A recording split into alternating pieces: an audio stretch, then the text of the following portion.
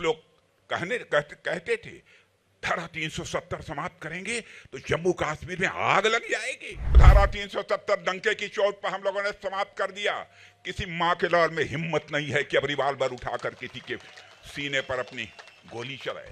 मैं आपसे पूछना चाहता हूं, क्या चाहते हैं आपकी धारा 370 जो समाप्त हुई वह बहाल हो जाए, या किसी के पास कलेजा नहीं है बहनों भाइयों के अब धारा 370 को यहां पर बहाल कर सके। जम्मू कश्मीर के बारे में सारी दुनिया में धारणा बदल चुकी है। अब जम्मू कश्मीर टेररिज्म स्पॉट के रूप में नहीं जाना जाता है, बल्कि यह टूरिज्म स्पॉट के रूप में जाना जाता है। जिस समय धारा 370 को हमारे प्रधानमंत्री ने समाप्त किया, उस लोग कहते थे धारा 370 समाप्त करेंगे तो जम्मू कश्मीर में आग लग जाएगी। बहनों भाइयों, धारा 370 डंके की चोट पर हम लोगों ने समाप्त कर दिया। किसी मां के लाल में हिम्मत नहीं है कि अब रिवाल्वर उठाकर किसी के सीने पर अपनी गोली चलाए। लेकिन कांग्रेस पार्टी जिस नेशनल कॉन्फ्रेंस के साथ गठबंधन कर रखा है, उस नेशनल कॉन्फ्रेंस ने अपने चुनावी घोषणा पत्र में कहा है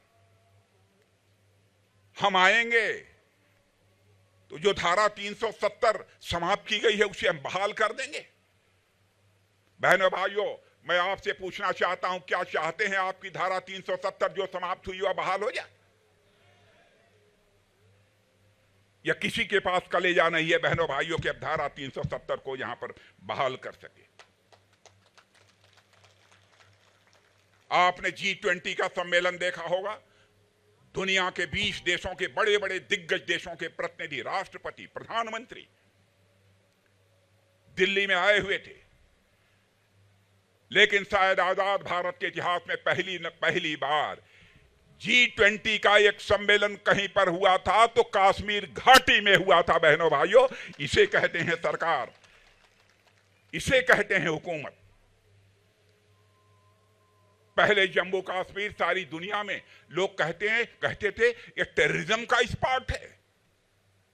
बहनों भाइयों, अब जम्मू कश्मीर के बारे में सारी दुनिया में धारणा बदल चुकी है। अब जम्मू कश्मीर टेररिज्म स्पॉट के रूप में नहीं जाना जाता है, बल्कि यह टूरिज्म स्पॉट के रूप में जाना जाता है। आपने देखा होगा कि यहां पर किस तरीके से टूरिस्ट की संख्या तेजी के साथ बढ़ी है। जाकर देखना हो तो श्रीनगर में जाकर देखिए। यहां पर लगभग 35 वर्षों तक कभी ताजिया नहीं निकला था।